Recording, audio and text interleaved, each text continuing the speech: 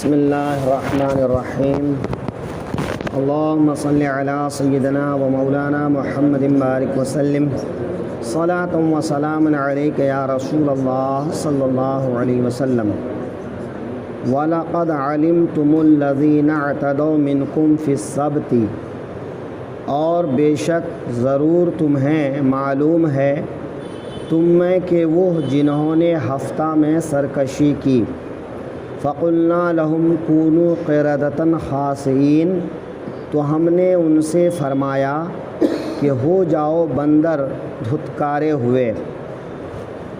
اللہ تبارک و تعالی سورہ بقرہ کی آیت نمبر 65 میں ایک واقعے کا ذکر فرما رہا ہے۔ بنی اسرائیل کا ہی یہ واقعہ ہے۔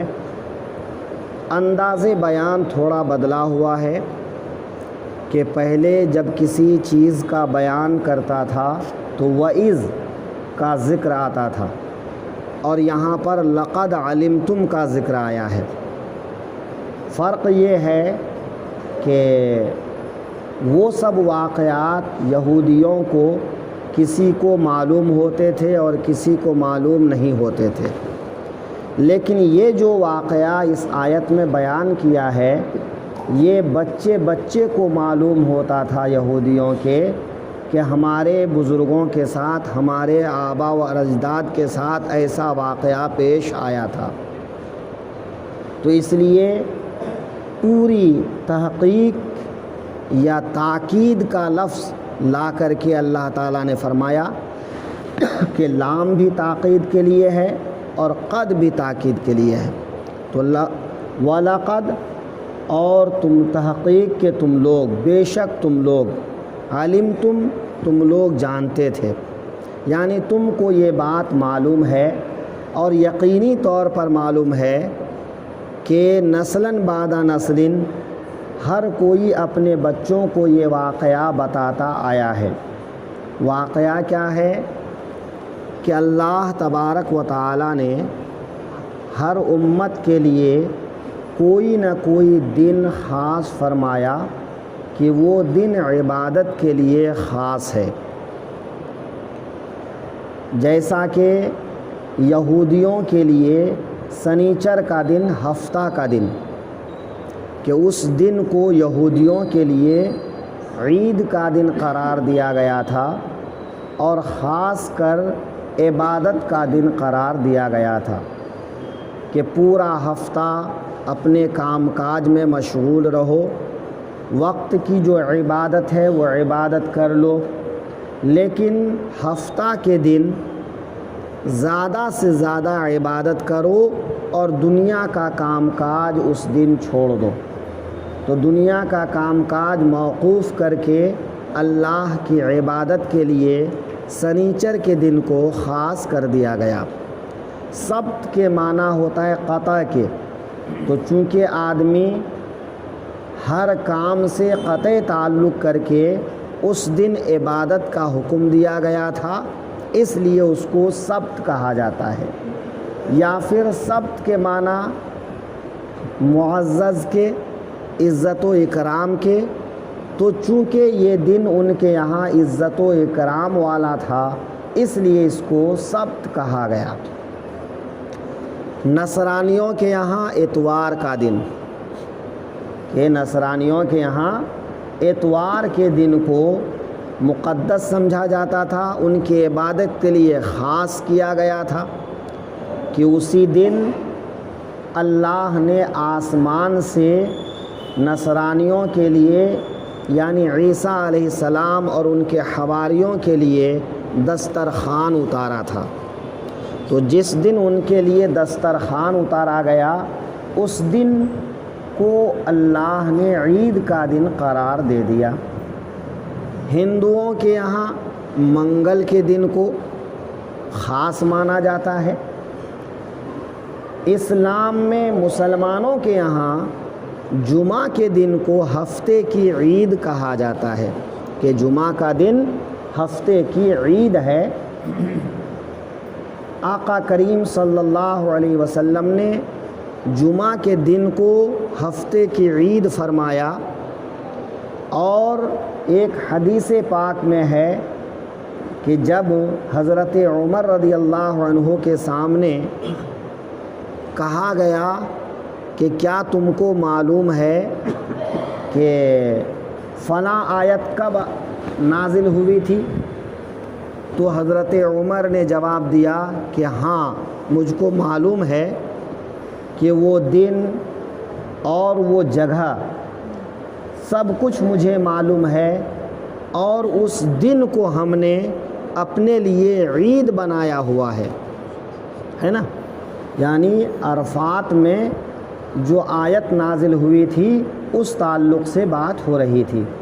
تو حضرت عمر نے کہا کہ مجھے معلوم ہے کہ عرفات میں اللہ تعالیٰ نے آیت نازل کی، الیوم اکملت لکم دینکم واتممت لکم نعمتی، اے لوگو، اے حبیب، میں نے آج تمہارے لیے اپنا دین مکمل کر دیا اور اپنی نعمتوں کو مکمل کر دیا۔ تو اللہ کا دین مکمل ہو جائے یہ بہت بڑی نعمت ہے۔ تو وہ جہاں نازل ہوا وہ جگہ عرفات کا میدان تھا، اور جس دن یہ آیت نازل ہوئی وہ دن جمعہ کا دن تھا۔ تو عرفات کا دن بھی، یوم عرفہ، وہ بھی عید کا دن ہے، اور جمعہ کا دن بھی عید کا دن ہے۔ تو کہتے ہیں کہ وہ دو عید کے اجتماع کا دن تھا، ہے نا۔ تو پتہ چلا کہ جمعہ کا دن مسلمانوں کے یہاں بھی خاص ہے، اور اس کو ہفتے کی عید کہا گیا ہے۔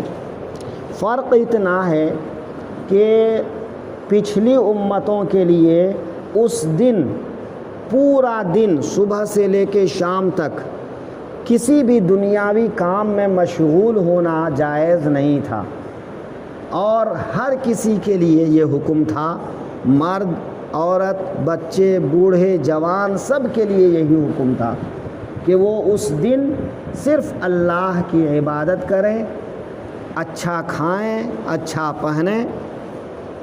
لیکن اسلام میں کچھ خاص شرائط کے ساتھ اس دن کو مقید کیا گیا ہے کہ ایسے لوگ جن کے اوپر جمعہ کی نماز واجب ہو جاتی ہے، ان لوگوں کے لیے حکم یہ ہے کہ جمعہ کی پہلی اذان ہونے سے لے کر جمعہ ادا کر لینے تک ان کے لیے اس بیچ میں کوئی بھی ایسا کام کرنا جو کام ان کو جمعہ میں آنے کے لیے روکے، حرام ہے۔ اس کے علاوہ عورتیں، بچے، بیمار، مسافر اس حکم سے مستثنیٰ ہیں۔ اچھا، جمعہ کی اذان ہونے سے پہلے اور جمعہ ہو جانے کے بعد مسلمانوں کے لیے رخصت ہے کہ وہ اپنا کام کاج کر سکتا ہے۔ تو بہرحال جمعہ کی نماز پڑھ لیا، عبادت کر لیا، تو اب وہ اپنا کام کاج کر سکتا ہے۔ تو جمعہ کے دن کو محترم سمجھا گیا، معزز سمجھا گیا اسلام میں اور مسلمانوں کے یہاں۔ تو یہودیوں کے یہاں جو سنیچر کا دن ہے، ہفتے کا دن ہے، اس دن کو خاص کیا گیا تھا۔ بنی اسرائیل کا ایک شہر تھا ایلا، یہ ملک شام اور مدینے کے درمیان بحر قلزم کے کنارے ایک شہر آباد تھا جس شہر کا نام تھا ایلا۔ تو بنی اسرائیل اس میں رہا کرتے تھے۔ تو وہاں کے لوگوں نے، اچھا، بنی اسرائیل کو مچھلی بہت مرغوب تھی کہ وہ مچھلی بہت پسند تھی، وہ مچھلی پسندیدہ غذا کے طور پر کھاتے تھے، اور وہ مچھلی بیچتے بھی تھے۔ تو بحر قلزم سے شکار کر کے وہ مچھلیوں کا کاروبار بھی کرتے تھے اور مچھلیوں کو غذا کے طور پر استعمال بھی کرتے تھے۔ تو بحر قلزم کے کنارے ہونے کی وجہ سے اس شہر کے زیادہ تر لوگوں کا کاروبار مچھلیوں کا ہی تھا۔ اور اللہ کی قدرت دیکھیے کہ اللہ تعالی سنیچر ہفتے کے دن کو مچھلیوں کو زیادہ تعداد میں ظاہر فرما دیتا، یا تو اس لیے کہ اللہ کی مشیت یہی تھی، یا اس لیے کہ وہ مچھلی جو جس کے پیٹ میں حضرت یونس علیہ السلام تھے اس کے دیدار کے لیے، تو مچھلیاں زیادہ کر پانی کے سطح پر آ جاتی تھیں۔ یہ دیکھ کر لوگوں کے دل میں اور زیادہ حوصلہ اور تمنا پیدا ہو گئی، تو اللہ تعالیٰ نے سنیچر کے دن کو ان کے لیے حکم دیا تھا کہ پورا ہفتہ وہ شکار کریں، کوئی حرج نہیں، لیکن سنیچر کے دن وہ مچھلیوں کا شکار نہ کریں۔ اور اسی دن مچھلیاں زیادہ آتی تھیں، تو اس طرح زیادہ لالچ بڑھ گئی۔ لوگ یہ حیلہ کرنے لگے کہ بحر قلزم کے کنارے کنارے بڑے بڑے گڈھے کھودے اور ان گڈھوں سے دریا تک جو ہے نالی بنا دی، تو جمعہ کی رات کو ان نالیوں کا منہ کھول دیتے، یا سنیچر کی صبح کو جو ہے جب مچھلیاں اوپر آ جاتی تو ان نالیوں کا منہ کھول دیتے۔ اب پانی کے ساتھ میں مچھلیاں گڑھوں میں آ جاتی اور پھر وہ گڑھے کا منہ بند کر دیتے تھے۔ تو جمعہ کی رات کو اس طرح وہ کر لیتے تھے، اور سنیچر کے دن اب وہ گڑھے سے مچھلیاں اٹھا کر کھاتے بھی تھے اور بیچتے بھی تھے۔ اور جب ان کو لوگ منع کرتے کہ ایسا مت کرو، تو وہ کہتے تھے کہ سنیچر کے دن ہم شکار کہاں کر رہے ہیں، ہم تو جو ہے گڑھوں سے ان کو نکال رہے ہیں۔ جبکہ ان کو سمجھایا جاتا تھا کہ بھئی گڑھے میں لا کر بند کر دینا یہ ایک طرح سے شکار کرنا ہی ہے، کہ تم لوگوں نے اس کو جال میں پھنسا لیا ایک جیسے، تو جال میں پھنسا لینا ہی تو شکار کرنا ہے، تو تم لوگوں کو شکار کرنے سے روکا گیا ہے کہ اس سے بالکل الگ تھلگ رہو۔ لیکن وہ نہیں مانے۔ یہ سلسلہ جو ہے چلتا رہا 40 برس یا 70 برس تک۔ اس بیچ میں مچھلیاں بیچ بیچ کے جو ہے بڑے مالدار ہو گئے۔ لوگوں کو ناجائز کاروبار کر کے پیسہ والا بننے میں دیری کم لگتی ہے، تو ایسے لوگ جو ہے ناجائز کاروبار زیادہ کرنے لگ جاتے ہیں کہ اس میں بڑا پیسہ ہے، لیکن نہیں سمجھتے کہ اس کا انجام کتنا بھیانک ہوتا ہے۔ تو لوگ منع کرتے تھے۔ جب منع کرنے والے جو ہے تقریباً 12,000 تھے، کہ 70,000 تقریباً بنی اسرائیل تھے، 12,000 منع کرنے والے تھے۔ اس میں سے کچھ جو ہے شکار کرنے والے تھے، اور کچھ جو ہے نہ وہ منع کرتے تھے نہ وہ شکار کرتے تھے۔ تو جو 12,000 منع کرنے والے لوگ تھے، انہوں نے اپنے گھروں اور شکار کرنے والوں کے درمیان میں جو ہے ایک دیوار کھڑی کر دی اور کہا ہمارا تم سے کوئی تعلق نہیں، تم جب ہمارا کہنا نہیں مانتے تو ہم تم سے اپنا تعلق ختم کرتے ہیں۔ تو اس سے پتہ چلا کہ اگر کوئی آدمی عملاً یا اعتقاداً غلط راستے پر چلا جائے تو ایسے قطع تعلق کرنا درست ہے، ایسے لوگوں سے دور رہنا درست ہے، چاہے وہ رشتہ دار ہو چاہے وہ قرابت دار ہو، ہے نا۔ تو ان لوگوں نے دیوار کھڑی کر کے اپنے آپ کو الگ کر لیا، ان لوگوں کو الگ کر دیا۔ اب جو ہے حضرت داؤد علیہ السلام کا زمانہ آ گیا کہ حضرت داؤد علیہ السلام بھی بنی اسرائیل ہی کے نبی ہیں۔ تو جب ان کا زمانہ آیا تو انہوں نے لوگوں کو سختی کے ساتھ منع کیا کہ تم لوگ یہ طریقہ بند کرو ورنہ اللہ کے عذاب کا انتظار کرو۔ جب سمجھانے کے بعد بھی لوگ نہیں مانے تو اللہ تعالیٰ کی بارگاہ میں حضرت داؤد نے دعا کی، پروردگار یہ میرا کہنا نہیں مانتے ہیں، لہٰذا تو ان کے ساتھ جو معاملہ کرنا چاہتا ہے وہ کر۔ ہوا یہ کہ رات کے اندھیرے میں وہ سب کے سب بندر بن گئے، کہ ان کی عقل تو ٹھیک تھی، وہ سمجھ سکتے تھے لیکن بول نہیں سکتے تھے، زبان سے گویائی ختم ہو گئی، اور بدن سے جو ہے بے انتہا بدبو پھیلنے لگی۔ تو رات کو یہ سب کے سب بندر بن گئے۔ اب جو دیوار کے اس پار لوگ رہتے تھے، دن جب چڑھا تو دیکھا کہ نہ دیوار کے اس پار سے کوئی آواز آ رہی ہے، نہ کسی کے یہاں آگ جلنے سے دھواں اٹھ رہا ہے، تو کچھ ہلچل نہیں ہے۔ تو لوگ دیوار پھاند کر اس پار آئے تو دیکھا کہ یہاں لوگوں کی صورت مسخ ہو چکی ہے، صورت بگاڑ دی گئی ہے۔ اب یہ سب جو ہے ان کے پاؤں پڑنے لگے، رونے لگے۔ وہ کہنا چاہتے تھے لیکن کچھ کہہ نہیں سکتے تھے، زبان ختم ہو گئی تھی۔ انہوں نے کہا کہ بھائی ہم نے تم کو پہلے ہی سمجھایا تھا، ایسا ہرگز نہ کرو ورنہ اللہ کے عذاب میں گرفتار ہو جاؤ گے، اور وہی ہوا کہ تم لوگ نہیں مانے اور اللہ کے عذاب میں گرفتار ہو گئے۔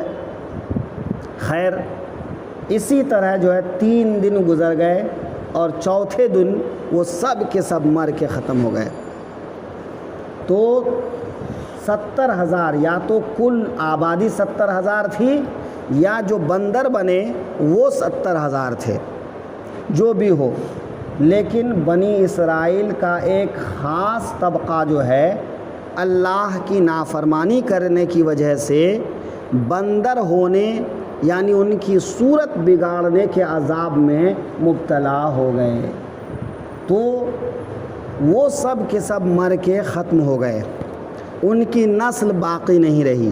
یہ جو آج موجودہ بندر ہے، کچھ لوگ کہتے ہیں کہ انہی بنی اسرائیل کی نسل سے ہے، ہرگز ہرگز ایسا نہیں ہے، بلکہ یہ بندر تو پہلے بھی موجود تھے۔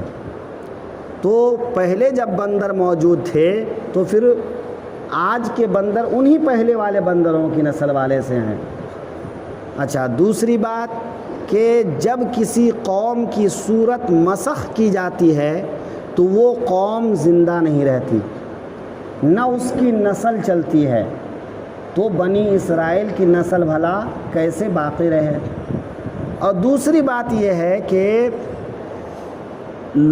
کچھ سائنسدانوں نے کہا ہے کہ انسان بندر سے ترقی کر کے بنا ہے، تو بھائی اگر بندر ترقی کر کے انسان بنا ہے تو یہ جو جنگلوں میں بندر پھر رہے ہیں یہ کچھ دنوں کے بعد انسان کیوں نہیں بن جاتے؟ اچھا، صرف بندر میں یہ پروگریس کیوں ہوا، گدھے میں کیوں نہیں ہوا، اور جانوروں میں کیوں نہیں ہوا؟ تو یہ فضول بکواس کی باتیں ہیں۔ اللہ تعالیٰ نے انسان کو پیدا کیا، آدم علیہ السلام کو پیدا کیا، جس کا بیان پیچھے گزر چکا کہ حضرت آدم علیہ السلام کو اللہ نے کیسے پیدا فرمایا، اور یہ آدمی سب کے سب آدم علیہ السلام کی اولاد ہے۔ بہرحال یہ جو بندر بنے وہ عذاب میں مبتلا ہوئے، جو منع کرنے والے تھے وہ منع کرنے کی وجہ سے وہ اللہ کے یہاں مقبول ہوئے۔ اب تیسرا گروہ وہ رہا جو نہ شکار کرتے تھے نہ منع کرتے تھے، ان کا کیا ہوا؟ تو حضرت عبداللہ ابن عباس جو ہے اس بات کا ذکر کر کے پریشان تھے، متفکر تھے، تو ان کی پریشانی دیکھ کر حضرت اکرمہ نے کہا کہ وہ سب مغفور ہیں، یعنی اللہ کے یہاں وہ بخشے گئے، اللہ نے ان کو معاف فرما دی۔ تو حضرت عبداللہ بن عباس نے کہا تم ایسا کیسے کہہ سکتے ہو؟ تو حضرت اکرمہ نے کہا کہ تبلیغ دین فرض کفایہ ہے، یعنی اگر کچھ افراد تبلیغ کر دیں تو قوم پوری کی پوری بری الذمہ ہو جاتی ہے، جیسا کہ جنازے کی نماز فرض کفایہ ہے۔ تو اگر کچھ لوگ پڑھ لیں تو سب بری الذمہ ہو جاتے ہیں، اور اگر سبھی چھوڑ دیں تو سبھی کے سبھی گنہگار ہوتے ہیں۔ تو بنی اسرائیل میں سے 12,000 لوگوں نے چونکہ منع کیا تھا، تبلیغ کر دیا تھا، تو تبلیغ کا حق ادا ہو چکا تھا۔ لہٰذا جو لوگ منع نہیں کرتے تھے، ہو سکتا ہے کہ ان کو یہ معلوم ہو گیا تھا کہ یہ بات ماننے والے نہیں ہیں، اور جب کسی کو یہ اندازہ ہو جائے کہ یہ انسان سمجھانے پر نہیں سمجھے گا تو ایسے آدمی کو چھوڑ دینا درست ہے۔ اب ایسے آدمی کو سمجھانا آپ پر واجب نہیں رہ جاتا، ضروری نہیں رہ جاتا۔ تو حضرت اکرمہ نے جو اس طرح سے بیان کیا تو حضرت عبداللہ ابن عباس اتنے خوش ہوئے کہ کھڑے ہو کر ان کی پیشانی چوم لیا۔ تو بہرحال بنی اسرائیل کے ساتھ جو یہ واقعہ پیش آیا، اسی واقعے کو اللہ تعالیٰ اس آیت میں بیان فرما رہا ہے۔ وَلَقَدْ عَلِمْتُمُ الَّذِينَ اعْتَدَوْا مِنْكُمْ فِي السَّبْتِ، اور بے شک ضرور تمہیں معلوم ہے تم میں کہ وہ جنہوں نے ہفتہ میں سرکشی کی، فَقُلْنَا لَهُمْ كُونُوا قِرَدَةً خَاسِئِينَ، تو ہم نے ان سے فرمایا ہو جاؤ بندر دھتکارے ہوئے، ہو جاؤ بندر دھتکارے ہوئے۔ فَجَعَلْنَاهَا نَكَالًا لِمَا بَيْنَ يَدَيْهَا وَمَا خَلْفَهَا وَمَوْعِظَةً لِلْمُتَّقِينَ۔ آیت نمبر 66 یعنی آگے کی آیت میں فرما رہا ہے، اور ہم نے اس بستی کا یہ واقعہ اس کے آگے اور پیچھے والوں کے لیے عبرت کر دیا۔ نکالن عبرت، کہ لوگ اس سے سبق پکڑیں کہ کوئی اس طرح کی حرکت نہ کرے، اللہ کی نافرمانی نہ کرے، کہ جب اللہ کی نافرمانی کرتا ہے تو اللہ تعالیٰ عذاب میں گرفتار فرما لیتا ہے۔ تو اگلے پچھلے والوں کے لیے اس کو عبرت بنا دیا، وَمَوْعِظَةً لِلْمُتَّقِينَ، اور پرہیزگاروں کے لیے نصیحت بنا دیا۔ تو چاہیے کہ قرآن پاک کا ہر پڑھنے والا ان واقعات سے سبق حاصل کرے اور وہ اللہ کی نافرمانی سے بچے، اللہ کی اطاعت اور فرما برداری کرے۔